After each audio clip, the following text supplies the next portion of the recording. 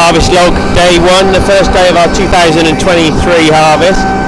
We're cutting some Tardis winter barley, and it's a little bit disappointing. We had a hailstorm through here about a month ago, maybe 3 weeks, and as you can see from here, there has been quite a significant amount of grain that has been knocked from the ears,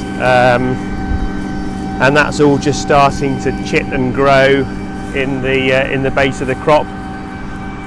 So I've got these green stubbles here. So frustrating, really. Not much we can do about that, but not ideal. Moisture at the moment is down to just under 16%. We did actually cut a load and a half the other day, but it was we get rained off very, very quickly. So we're growing this as a seed crop, and hopefully we will be getting into some high yielding crop in due course. But that's it, harvest has started 2023. Stay tuned to see how we get on.